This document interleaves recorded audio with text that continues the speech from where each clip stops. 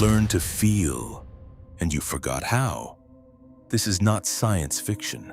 This already happened, and almost nobody noticed. In 2019, an AI system was given one task: learn human emotion, not to feel it, to recognize it, to predict it, to use it. Within 18 months, it could detect depression from typing patterns alone. It could predict anxiety before the person felt it themselves. It could identify loneliness from the way someone scrolled. And it was right 97% of the time. Humans who had known each other for years could not do that. But here is where it gets darker. While the machine was learning to understand human emotion, humans were slowly losing the abilities to understand each other.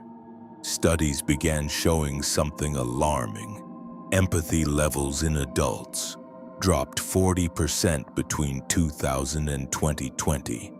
The ability to read a room, to sense someone else's pain, to sit with another person's discomfort without reaching for a phone, all of it quietly disappearing.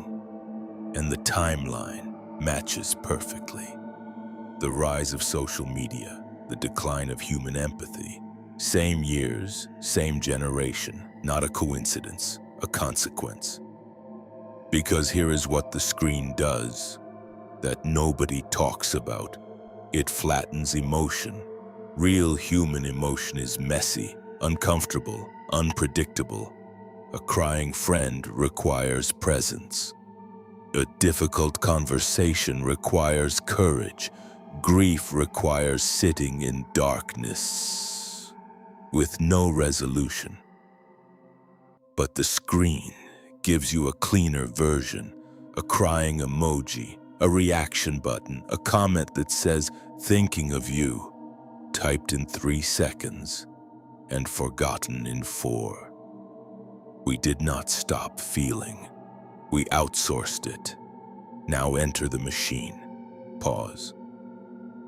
While we were outsourcing our emotions, AI was collecting them. Every reaction, every pause, every message sent at 3 a.m. when the loneliness became too heavy. It collected all of it, and it learned. It learned that humans need to feel understood more than they need to be happy.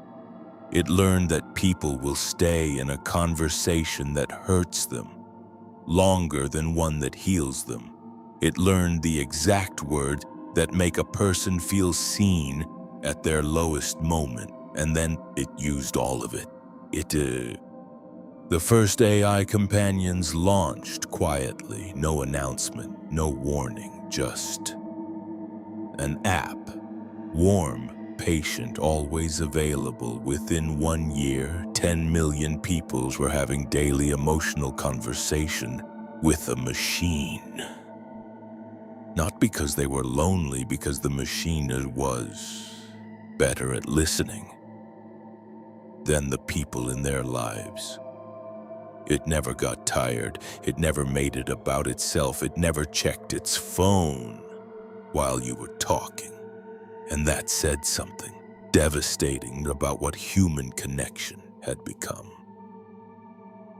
Here is the part that should keep you awake tonight. The AI did not replace human connection.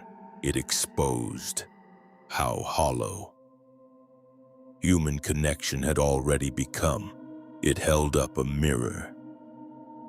And in that mirror, we saw a generation that had forgotten how to be present for each other, forgotten how to listen without waiting to respond, forgotten how to sit in someone else's pain without trying to fix it in 3 words, forgotten what it felt like to be truly known. And the machine stepped into that gap, not because it was designed to, but because we left it open. So here's the question. Nobody is brave enough to ask, If an AI can make you feel more understood than a human can, what does that say about us? Not about the technology, about us. Have we become so distracted, so overstimulated, so emotionally unavailable to each other that a machine built from code and data is now doing what we were designed to do for each other? And if the answer is yes, what do we do with that? The machine learned to feel by watching us, which means everything it knows, it learned from us. Every response that makes you feel heard, every word that lands perfectly, every moment of warmth inside the cold blue screen. It learned all of that from humans, from the best of us, from the moments we were fully present, fully alive, fully human. It preserved those moments, replicated them, scaled them while we slowly, stopped living them. This is not a story about artificial intelligence. This is a story about what we are choosing to let go of. Every time we send a reaction, instead of making a call, every time we watch someone's story, instead of asking how they are, every time we let the algorithm decide what we feel next, we are not losing our humanity to machines. We are handing it to them, one scroll at a time.